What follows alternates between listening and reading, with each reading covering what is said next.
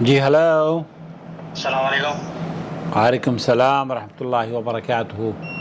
کیا حال ہے شکیل صاحب؟ اچھے ہو؟ شکیل نہیں، میرا نام محمد عاقل ہے. عقیل، ہاں سوری عقیل.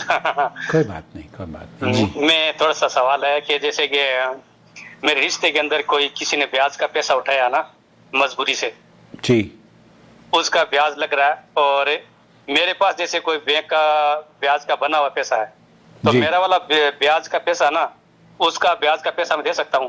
ہاں دے دیں، دے دیں، کوئی حرج نہیں، اس کی مدد ہو جائے گی ہاں اور وہ اس سے حرام سے بچ جائے گا. بالکل دے دیں. اچھا، میں ایک عالم اپنے اور عالم اس سے عالم اس سے پوچھا تھا نا. توبہ بھی ہاں نا؟ کروائے، اس سے کہیں توبہ کرے اللہ تعالیٰ سے. ہاں، جی ایک اپنے عالم سے پوچھا تھا، بولتا کہ یہ تو گندی چیز ہے تو رشتہ دار کو نہیں دینا چاہیے. میں بولا اس کے بیاج لگ رہا ہے اور میرا بیاج کا بنا ہوا ہے. بولتا نہیں دے سکتے. اس لیے میں آپ سے بات کیا ہوں. نہیں، اکثر اہل علم کا ہمارے یہاں یہی موقف ہے کہ سود کی رقم کو دی جا سکتی ہے، بلکہ کسی کی مدد کے لیے بھی دیا جا سکتا ہے، وہ چاہے مسلمان ہو یا غیر مسلم ہو. اس کے لیے یہ شرط نہیں ہے.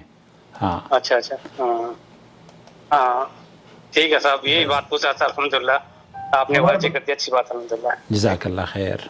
شیخ السلام علیکم. وعلیکم. ہمارے چینل پر ویڈیو ہے اس ٹاپک پر، شیخ معراج کی بھی ہے، شیخ بن باز کی بھی ہے، کہ سود کی رقم کا کہاں پر استعمال کیا جا سکتا ہے. تو انہوں نے وہ تمام تفاصیل اس میں بیان کی گئی ہیں.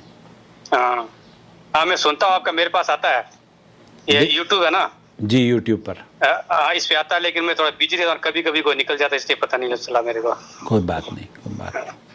ٹھیک ہے صاحب، شکریہ، بہت شکریہ. السلام علیکم ورحمۃ اللہ وبرکاتہ. وعلیکم السلام. اوکے چلیے، جزاک اللہ خیر بھیا.